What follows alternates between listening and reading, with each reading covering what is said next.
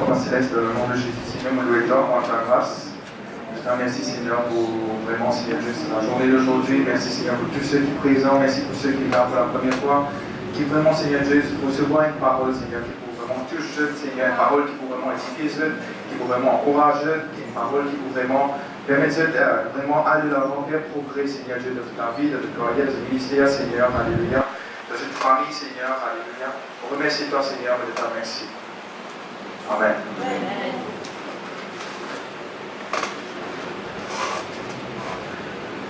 Alléluia. Ça passe une bonne semaine? Amen. Amen. Alléluia. Et ce matin, l'intitulé de mon message, et il y a un petit peu, d'une façon un petit peu comique, et je vais vous dire en anglais tout d'abord, c'est What to do when you don't know what to do. C'est-à-dire qui nous vient faire quand nous ne pas connaissons qui nous vient faire. C'est-à-dire, chacun de nous, dans notre vie, nous fait face à une situation, nous fait l'expérience d'une situation, quand nous ne pas connaissons qui nous vient faire. Amen. Nous ne pas connaissons qui nous, quand nous pouvons commencer, au fait. Si nous vient prier, chacun de nous fait face à sa situation. Et peut-être même en ce moment aussi, si il y a quelque chose qui peut arriver dans notre vie, que vraiment nous ne pas connaissons. Amen. Et voilà, et aujourd'hui, c'est que nous sommes maintenant 4 conseils qui nous capent de ce cas-là, qui sont capables de faire. Amen. Donc, quotidiennement, nous faisons face à un challenge dans notre vie. Il y a beaucoup d'obstacles, il y a beaucoup de difficultés qui nous rencontrent. Et vraiment, à travers nos propres connaissances et nos propres habilités, nous ne pas arriver vraiment capable de surmonter sa épreuve. Amen. Et c'est pour cela qu'il vraiment nous disait autre chose. Et nous avons besoin, c'est-à-dire, tout nos savoir-faire qui nous est là, tous nos propres intelligences, nous ne pas arriver à sortir de ce problème-là. Et nous trouvons que c'est pour cela qu'il nous a besoin de la sagesse divine. Amen. Amen. Merci. Et première chose qui m'est capable de dire, c'est nous avons besoin tout encore de liser au Jésus-Christ. Amen. En anglais, c'est Keep your eyes on Jesus. Amen. Et vraiment, laisse-nous faire un petit coup dans Matthieu, chapitre 14, versets 28 à 31. Là, nous trouvons que mon disciple est dans la barque et que nous y allons ensemble. Pierre lui répondit, Seigneur, si c'est toi, ordonne que j'aille vers toi sur les eaux.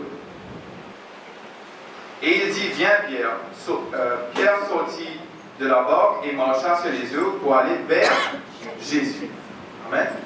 Mais voyant que le vent était fort. Amen. Tout ensemble dire voyant. Il trouvait que le vent était fort. Amen. Et quand il eut peur et il commença à enfoncer et il s'écria, Seigneur, sauve-moi. Amen. Quand vraiment nous retenons le regard de Jésus-Christ, c'est là que nous commençons, enfonce-nous. Nous enfonce-nous plus dans nos problèmes, dans nos difficultés. Et voilà pourquoi il y a toujours un bon conseil qui nous est concentré sur Jésus-Christ. Amen. Au lieu de nos circonstances, au lieu de nos difficultés.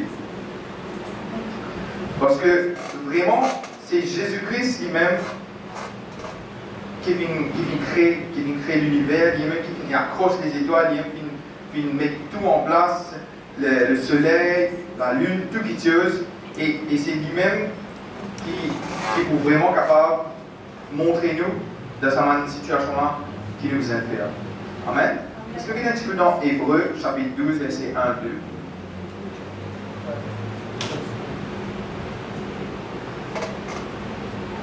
Hébreux, chapitre 12, verset 1-2. Nous donc aussi, puisque nous sommes environnés d'une si grande nuée de témoins, rejetons tout fardeau et le péché qui nous enveloppe si facilement. Amen. Nous trouvons que le péché qui enveloppe nous si facilement. La personne qui écrit le livre de Hébreux, les nous dans sa verset là. Et nous trouvons qu'il dit à nous dedans, c'est le moment qui nous rejette tout fardeau et le péché. Amen. Nous devons débarrasser du péché. C'est ça qui vraiment peut ralentir nos progrès dans le Seigneur. Amen. Et vraiment, disons-nous, et courons avec persévérance dans la carrière qui nous est ouverte. Amen. Alléluia. Et qui vraiment, nous trouvons que chaque croyant, il a une mission, il a un objectif, qui vraiment, il a une destinée pour chacun de nous, pour nous la vie, qui Dieu, qui est donné par Dieu. Et vraiment, nous trouvons que l'auteur du livre d'Hébreux, il dit nous que c'est la course. Il dit nous courons avec persévérance. Nous trouvons que la vie chrétienne, c'est comme si tu dirais une course. Amen. Et vraiment, pour nous capables de compléter sa course-là, nous avons besoin d'être ferme, nous avons besoin d'être persévérant, nous avons besoin vraiment d'être acharné, parce que nous avons tiré de Jeux olympiques, nous avons un athlète, comment se le faire quand je galopais pour vraiment casser mon record, tout ça. Quand je vais galoper, je ne vais pas faire de gradin, je ne vais pas faire à gauche, à droite. Je besoin tout le temps être focus, je besoin concentrer. L'eau, c'est devant eux. Que je vais aller. Je ne vais pas dans ce moment-là, que je fais un vidéo gradin, non. Mais j'ai besoin d'être concentré dans sa course-là. Aussi, normalement, parfois, quand je trouve, au fait, comment nous sommes capables tout le temps de rester sur sa bon chemin, c'est-à-dire sur la course-là. Okay? Donc, verset 2. Hébreux chapitre 12, verset 2. Disons-nous, ayant les regards sur Jésus, le chef et le consommateur de la foi, qui, en vue de la joie qui lui était réservée, a souffert la croix, a méprisé l'ignominie, car c'est la honte, et s'est assis à la droite du trône de Dieu. Alors, comment nous sommes capables de faire cela? C'est ayant les regards sur Jésus. Amen. Dans la Bible Martin, il dit nous portons les yeux sur Jésus.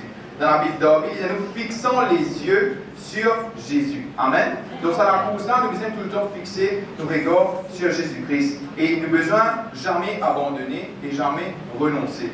Amen.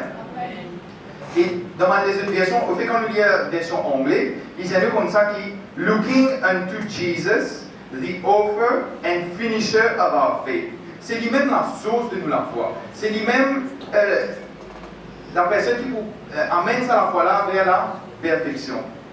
Dans ma deuxième traduction, il y a nous perfecter of our faith. Amen. Et nous trouvons que, nous prenons l'exemple de Jésus-Christ. Jésus-Christ, c'est une course à courir. Amen. Il tient la croix à porter. Il tient vraiment une souffrance à traverser. Mais vraiment, il n'est pas fini tout ça là. Il finit au résultat final. Et le résultat final, c'est quoi? C'est qu'il a besoin de faire provision de cadeau, de don gratuit aux hommes. Amen. Un don comment? Le salut, la guérison, la délivrance, et vraiment la prospérité de l'esprit, l'âme et le corps. Et vraiment, tout ça, c'est une ressource qui tient là. Et puis tout le temps, God se fixer lui-même, c'est-à-dire sur sa prière. C'est ça même que tu peux permettre de réaliser sa vision que Dieu finit de lui là pour sauver l'humanité. Amen. Et Jésus, c'est lui-même l'alpha et l'oméga. Et tout le monde qui sait le commencement et la fin. Et même, c'est pas seulement le commencement et la fin, mais tout ce qui vient honte. C'est lui-même. Sans Jésus-Christ, nous ne sommes pas capables de faire non. Et sans Jésus-Christ, nous vraiment, nous n'avons rien fait. Donc, c'est pour ça que c'est en Jésus-Christ qui nous porte, nous complète. Il y a toute plénitude. Colossiens chapitre 2, verset 10 de nous. Et c'est en lui qui vraiment nous vit une nouvelle créature, de Corinthiens 5, 17. Et toutes les choses, le salut, la guérison, la délivrance, et vraiment ça souffle de vie qui est en nous là, toutes les choses, ils viennent au travers de Jésus-Christ. Amen. Et si nous détournons nos lisiers de Jésus, c'est vraiment que nous ratons ce que Dieu a préparé pour nous. Amen. Et nous prenons l'exemple d'un petit avion au fait. Si par exemple nous mettons un petit avion, un autopilote, nous laissons aller, disons, pilote là, il met ça dans l'autopilote, il est correct, il met dans la ligne droite, il croit qu'il n'est pas à droite, mais ça veut dire que ça c'est une erreur. Qui fait? Parce qu'il ne prend pas en considération divan. Parce qu'il s'agit, comme un pilote, il nous prend en considération, et c'est là que vraiment nous trouvons côté là, à la gauche, bien à la droite, il dévie. Et nous aussi, en tant que chrétiens, chaque jour, nous devons faire un ajustement dans nos parcours. Okay? Nous devons ajuster nous. Et nous devons tout le temps dire nous que Jésus, c'est le but, c'est l'objectif. Qui est vraiment. Et nous prenons un exemple. C'est-à-dire, peut-être que nous, quand nous sommes chrétiens, peut-être nous comptons, bon Dieu, nous allons à l'église, et 5 ans après, ce qui est arrivé, c'est nous lever et nous trouver, nous aussi, pareil, comment ça a là, nous dévier d'un côté, nous n'est plus là, donc ça chemin droit là. Ça veut dire nous dévier un petit peu à gauche, à droite, mais c'est le moment que là, parce que chaque jour, quotidiennement, il demande un effort. Amen. Il demande un effort qui, nous tout le temps, God nous focus, être concentré sur Jésus-Christ. Amen. C'est celui qui vient mettre nous dans sa course là. Et c'est lui aussi qui pour aider nous pour nous compléter. Amen. Et aujourd'hui, si nous déclarons ensemble, nous disons ensemble, je me concentre sur Jésus. Amen. Je crois en lui et lui obéit. Jésus est mon but dans la vie. Amen. Et ça, c'est nos premiers. Ça, c'est nos premiers. Donc, maintenant aussi, premier, c'est nous fixer nos regards au Jésus. Quand nous ne pas connaître qui nous peut faire, okay? Qui nous fait, nous fixer nos regards au Jésus. Et deuxième, c'est nous communions et nous intimider avec le Saint-Esprit. Amen. Et nous trouvons que quand Jésus-Christ finit être crucifié, il finit être enterré, il finit ressuscité, il finit payer le prix pour le pardon et la purification du monde péché. Amen. Nous sommes tous d'accord avec ça. Okay? Pour la guérison de l'égo et pour la rédemption. Okay? Et grâce à ça, nous avons la vie éternelle. Amen. Tous ceux qui croient en Jésus-Christ et qui nous recevoir comme Seigneur et Sauveur, nous croient qu'il nous finit sauvés. Et nous trouvons après que Jésus-Christ nous donne sur la vie afin que vraiment le Saint-Esprit capable de venir et faire ce demeure dans chacun de nous, tout le monde chrétien qui est né de nouveau. Amen. Nous trouvons que dans l'Ancien Testament, Dieu qui habite dans le tabernacle, dans le temple, mais aujourd'hui, chaque chrétien né de nouveau vit le temple du Saint-Esprit. Amen. 1 Corinthiens 6, 19, 20,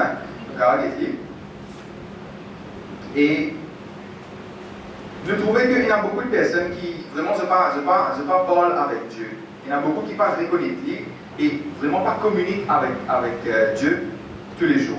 Et vraiment, je t'empêche comme si Paul de la vie personnelle. Nous avons un petit coup dans Proverbes chapitre 3, verset 5-6. Proverbes chapitre 3, verset 5-6. Ok. Disons-nous comme ça, confie-toi en l'Éternel de tout ton cœur. Amen. Comment nous confier-nous avec quelqu'un? Chacun de nous est capable d'être un meilleur camarade, un meilleur ami, nous confier à sa personne-là, manquiteuse, de la vie personnelle. Amen. Et là, disons-nous comme ça, qu'il nous est confié-nous en l'Éternel de tous nos cœurs. Et ne t'appuie pas sur ta propre sagesse, reconnais-le dans toutes tes voies et il aplanira tes sentiers. Amen. Nous avons une communication avec Dieu. Nous avons tout le temps fait parler avec Dieu. Au travers de la prière, nous causons avec Dieu comme nous camarades. Amen. Nous disons toutes choses.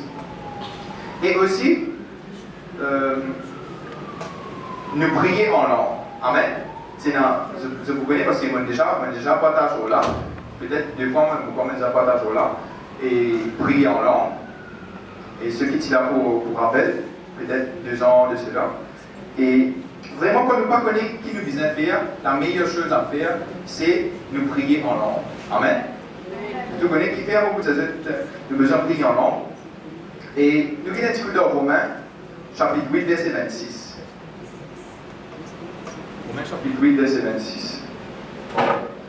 Disons-nous comme ça, de même aussi l'Esprit nous aide dans notre faiblesse. Amen.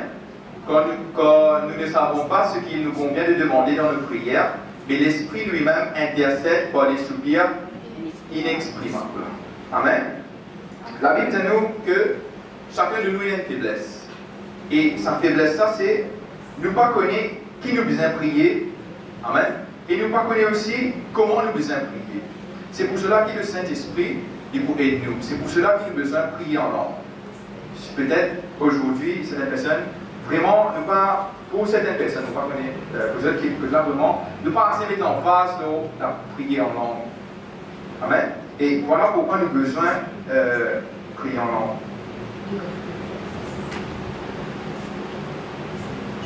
Et verset 27. Et celui qui sonde les cœurs connaît quelle est la pensée de l'Esprit, parce que c'est selon Dieu qu'il intercède en faveur des saints. Amen. Donc là, disons-nous comme ça que le Saint-Esprit il connaît le cœur du Père. Amen. Et le Saint-Esprit il connaît la volonté de Dieu pour nous la vie. Et c'est pour cela aussi que voilà, le Saint-Esprit il connaît qui nous a besoin, il connaît nos problèmes, il connaît nos difficultés qu'il nous fait faire face. Donc, et quand nous prions en langue, c'est le Saint-Esprit qui veut prier au travers de nous. Et nous trouvons que c'est une demande de la prière qui nous dit ça la prière parfaite. Parce que c'est le Saint-Esprit qui veut prier au travers de nous. Amen. Alors, nous avons un petit coup de temps. Au fait, dans Éphésiens chapitre 6, quand l'apôtre Paul décrit l'armure de Dieu, le bouclier de la foi, donc tout ça, quelque chose qui trouve dans l'armure là. Nous avons un petit coup dans Éphésiens chapitre 6, verset 18.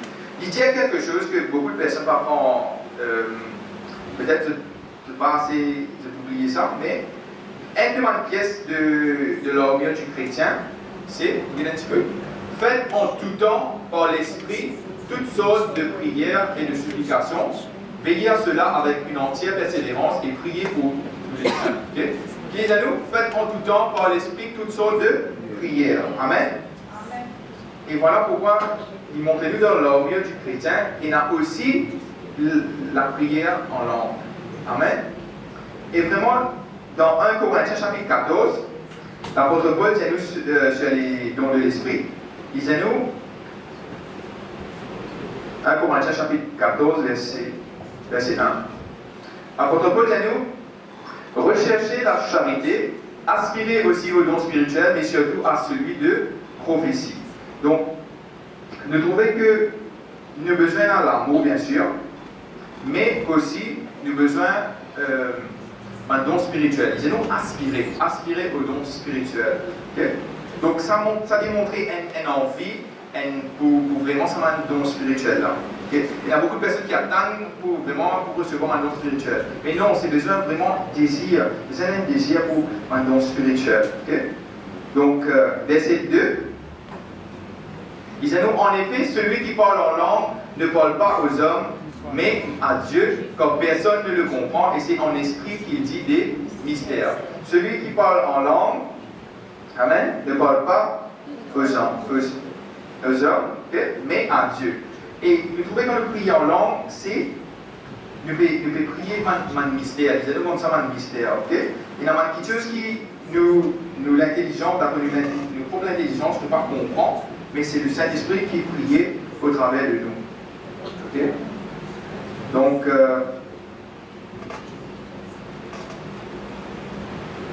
il y a un petit peu de versets 3 et 4.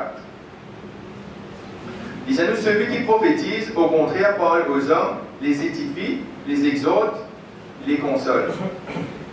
Verset 4. Celui qui parle en langue s'édifie lui-même, celui qui prophétise édifie l'Église. Donc, disons-nous comme ça que ma prophétie est bon, mais ma prophétie, il va édifier l'Église. Okay? Tandis que quand on veut prier en langue, il édifie nous-mêmes. En anglais, disons-nous, c'est build up. Comme si tu dirais un édifice, tu veux construire, tu veux build up. Amen? Donc,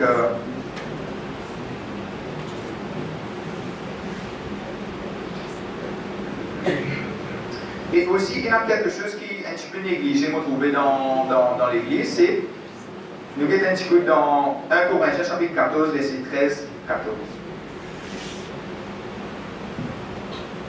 1 Corinthiens chapitre 14, verset 13 à 15.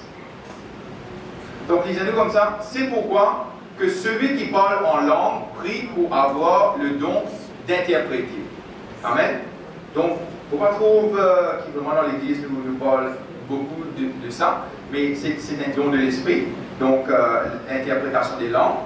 Donc voilà, parce que souvent nous trouvons des personnes qui prient en langue, oui, mais pour l'interprétation là, ça aussi nous besoin prier. Parce que nous pas seulement prier en langue, nous avons prié Dieu afin qu'il révèle nous ce qu'il nous quand nous prier en langue, qui vraiment cela veut dire. Amen. Et parce que nous prenons exemple, si comment dire, vous pouvez parler en créole là, mais un interprète ici là, qui vous traduire comment Pasteur Christian peut traduire en anglais. Okay? Donc, si Pasteur Christian pas traduire ce qu'il m'a peut dire, la personne va vous comprendre. Okay? C'est pour cela qu'il nous a prié aussi pour l'interprétation. Parce que pour moi aussi, je fais l'expérience. Il y a des fois que mon envie de mettre ça en pratique, que là, mon Dieu qu'il m'a prié en langue, et m'a prié Dieu aussi pour l'interprétation. Et m'a trouvé aussi qu'il vraiment il y a un moment que là, il y a une situation qui paraît pas aucune solution, pas aucune qui vous fait que pour commencer, mais par la suite, une seule ça fait dire, nous gagnons une idée, vraiment, une parole qui vient, que là, vraiment, nous avons trouvé une solution à ce problème-là. Amen. C'est pour cela qu'on peut demander, prends ça en considération, et vraiment, quand vous priez en langue, priez aussi pour l'interprétation. Parce que Dieu vous met ça dans la parole-là, et Dieu pour comprendre qui je veux dire quand je prie en langue. Amen. Et c'est vraiment Dieu même pour le Dieu de la sagesse divine. Ok? Donc, et aussi pour révéler un mystère. Alléluia. Donc, nous trouvons aussi qu'il verset 14, il dit que l'intelligence lui demeure stérile. C'est pour cela qu'il est très important et pour vraiment nous prier pour ça, l'interprétation, justement. Amen. Et, on disait ça, deux. Et la troisième chose qui nous est capable de faire, le troisième conseil, que nous ne pas connaître qui nous aide faire. Donc, nous disons qu'on fasse la parole de Dieu. Amen. C'est que la parole de Dieu dit à nous. Amen. Et nous lisons un petit peu dans Hébreux, chapitre 10, verset 23.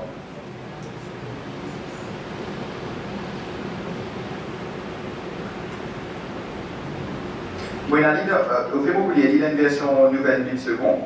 Il dit comme ça, continuons à reconnaître publiquement notre espérance sans fléchir, car celui qui a fait la promesse est digne de confiance. Amen. Dans Jérémie chapitre 1, verset 12, il dit comme ça, l'Éternel me dit, tu as bien vu quand je veille sur ma parole pour l'exécuter. Dieu il veille sur sa parole afin qu'il est capable d'exécuter, capable d'accomplir. Et nous, en tant que chrétiens, nous sommes capables de confesser la parole de Dieu. C'est que Dieu dit à nous, nous sommes capables de mettre la voix c'est-à-dire, dire vraiment, oui, il faut nous confesser la parole-là, nous la vie. Nous prenons un exemple. Faites-moi dire, c'est-à-dire, nous la vie, nous avons beaucoup de condamnations. Chaque fois nous nous sentons guilty, nous avons beaucoup de condamnations qui nous disent faire. Nous confessons Romains chapitre 8, verset 1, qui dit à nous, il n'y a donc maintenant aucune condamnation pour ceux qui sont en Jésus-Christ. Quand vraiment le diable peut venir de penser, de condamnation de l'esprit, de pensée, c'est là où nous répète la parole de Dieu. Par exemple, si nous pouvons faire face à un manque financier, nous confessons la parole. Psaume 23, verset 1, l'Éternel est mon berger, je ne manquerai de rien. Amen. Aussi, Philippiens chapitre 4, verset 19, et mon Dieu pourvoira à tous vos besoins selon sa richesse avec gloire en Jésus-Christ. Amen. Si nous pouvons faire face à la peur, qui nous a confessé dans ce cas-là. 2 Timothée chapitre 1, verset 7. Car ce n'est pas un esprit de timidité que Dieu nous a donné, mais un esprit de force, d'amour et de sagesse. Amen. Et si par exemple nous malades, ou bien nous avons, c'est-à-dire, c'est ça, nous malades, okay? Nous avons confessé 1 Pierre chapitre 2, verset 24, ou bien Ésaïe 53, 5. C'est la même chose. Donc, pour les meurtrisseurs de Jésus-Christ, vous avez été guéris. Amen. Donc, la troisième, c'est confesse ma promesse de Dieu. C'est qui Dieu dit à nous. Il y a tant des milliers de promesses dans la parole de Dieu. Mais qui fait vraiment, nous ne pouvons pas confesser ma parole là, nous la vie. Amen. Et quatrième, c'est le besoin réjouir. Amen. Rejoice en anglais. Amen. Vous êtes tout le temps joyeux. Combien de fois quand il y a la parole de Dieu, il y a des gens qui vous êtes joyeux? nous devons réjouir dans le Seigneur. Amen. Et nous prenons l'exemple de l'apôtre Paul. Nous trouvons que dans Actes chapitre 16, verset 6, quand l'apôtre Paul dit envie d'aller dans l'Asie, pour aller dans la parole, le Saint-Esprit vient empêcher d'aller là-bas, dans l'Asie. Maintenant, quand il essaye d'aller en Bithynie, l'Esprit de Dieu vient arrêter, il empêche d'aller là-bas. Ayant été empêchés par le Saint-Esprit d'annoncer la parole dans l'Asie, ils traversaient la Phrygie et le pays de Galatie. Donc, verset 7. Verset 7.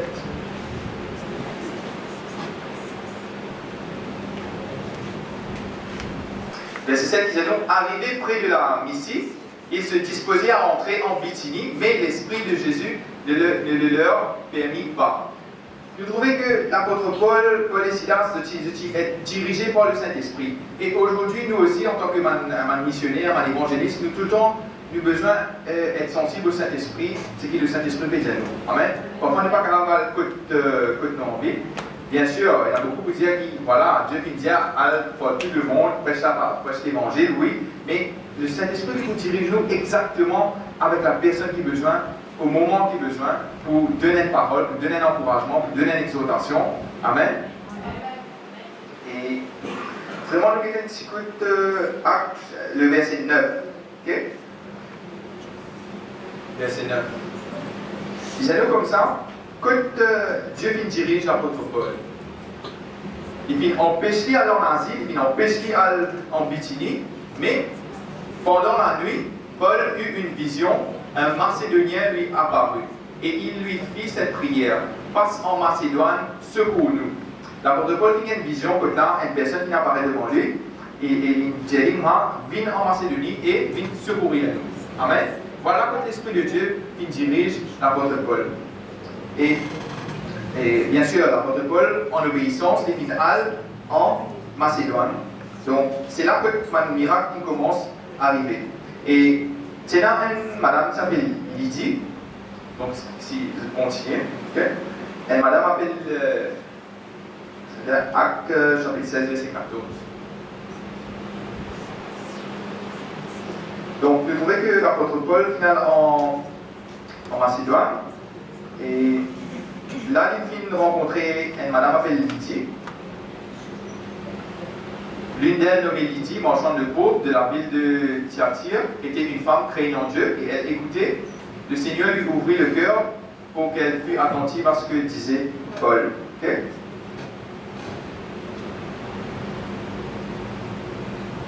Continuez.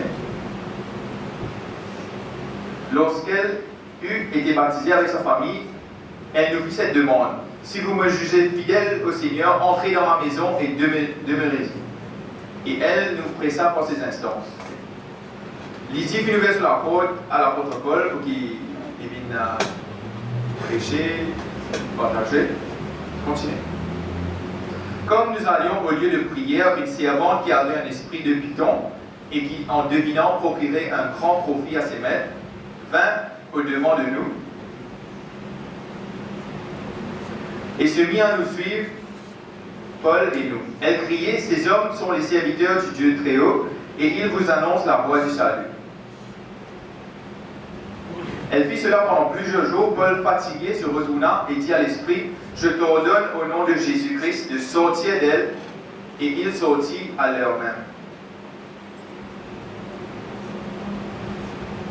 Vous trouvez que tous les jours, l'apôtre Paul se fait harceler par l'esprit qui est dans sa fille-là.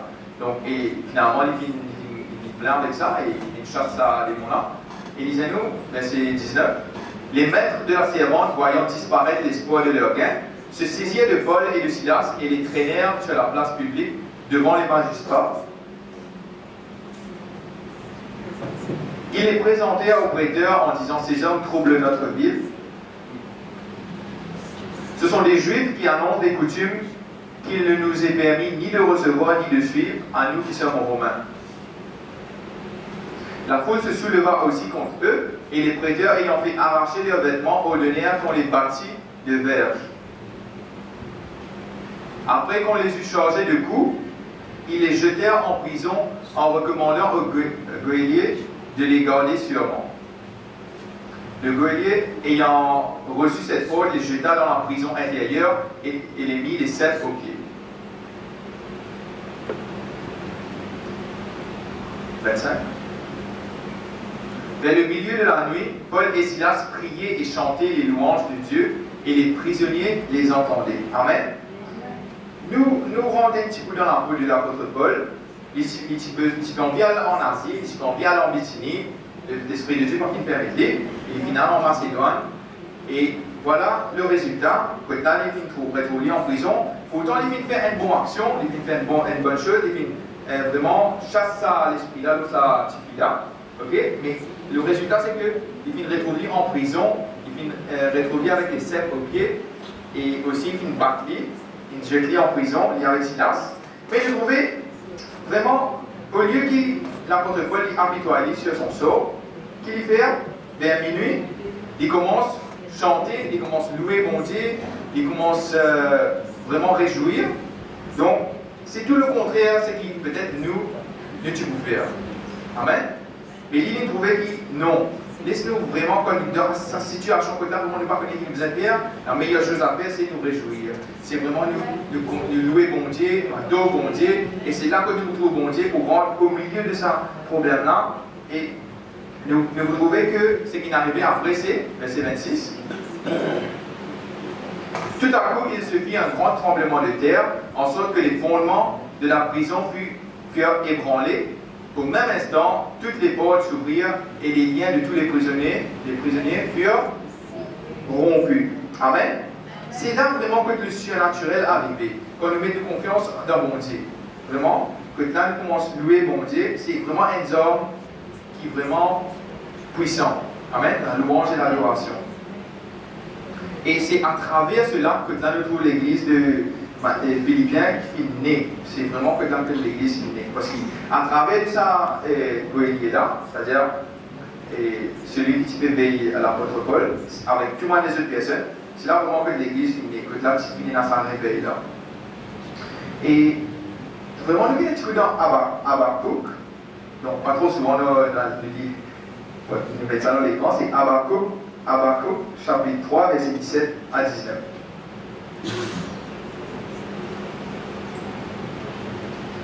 Nous trouvons que c'est vraiment une dévastation complète de l'économie d'Israël, mais nous avons un petit peu qui m'a impressionné un petit peu.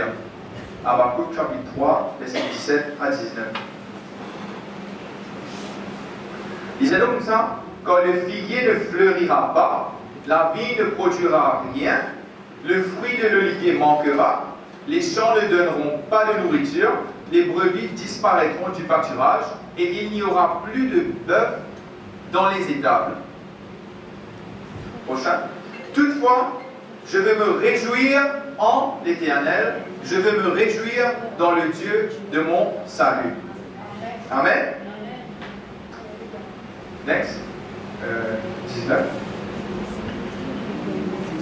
L'Éternel, le Seigneur, est ma force, il rendra mes pieds semblables à ceux des biches et il me fait marcher sur mes lieux élevés. Amen. Donc, il y a un petit peu. Au fait, quand on lit ça, verset 17 là, nous trouvons, tout le monde ça fait négatif, intérieur, tout le monde ça fait négatif. Et qui disait nous, toutefois, je veux me réjouir de l'Éternel. Amen. Et vraiment, c'est cela qu'il a besoin de faire en tout temps. Malgré qu'il y a une montagne de challenges qui est devant nous, qui nous veut faire face, mais pour nous capables d'avoir une grande victoire, il faut dire que, comme on dit, nous résumons, ce qu'il m'a dit aujourd'hui là. Premièrement, nous besoin de nous liser sur Jésus-Christ. Toujours quand nous liser sur Jésus-Christ. Deuxièmement, nous besoin de Saint-Esprit capable de prier au travers de nous, prier en langue, et aussi nous prier pour l'interprétation. Et troisièmement, c'est nous besoin de confesser ce que la parole de Dieu dit de nous dans cette situation-là. Amen. Et quatrième, c'est vraiment nous besoin et vraiment réjouir, amen, dans le Seigneur. Il y a 4 principes, 4 conseils que nous sommes capables de faire quand vraiment je ne sais pas connaître qui se peut faire. Amen. Et voilà ce qui me semblait partager avec vous aujourd'hui. Donc, et vraiment, j'espère que cela finit encourageux, finit bénisseux, et qui vraiment ce cas commence vraiment à appliquer dans notre vie. Amen. Et vraiment, laissez-nous mettre debout.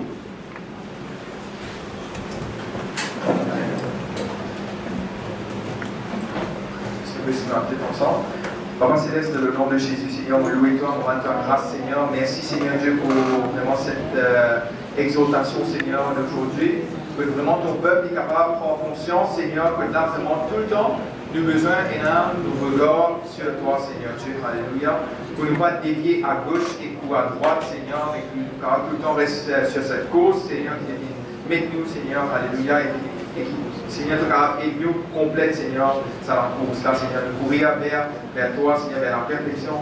Et vraiment aussi, Seigneur, et nous remercions toi, nous prions aussi, Seigneur, pour vraiment ton peuple, Seigneur, que dans le monde, nous commence à prier en langue, nous sommes capables aussi prier pour l'interprétation, nous sommes capables vraiment confesser de paroles, Seigneur. Il y a tant et tant de promesses, Seigneur, de paroles, et que là, vraiment, nous besoin capables, nous commence confesse sa parole là, approprier sa promesse là, donne-nous la vie. Amen. Et vraiment aussi, nous sommes capables de réjouir, nous sommes capables tout le temps être joyeux. Alléluia. Et qui vraiment nous sommes tout le temps, Seigneur, que nous faisons face à une situation qui est difficile, que nous avons vraiment pas connu une circonstance vraiment qui est défavorable, que nous avons vraiment, Seigneur, nous sommes réjouir, nous sommes louer toi et adorer toi, et vraiment nous avons une grande victoire, vraiment nous trouvons qui vraiment pour un exploit, pour une chose que nous avons vraiment, Seigneur Dieu, une chose impossible, Seigneur, mais possible. Ah, Seigneur, pour louer toi, on va ta grâce, je te remercie, Seigneur. Amen. Dieu bénisse.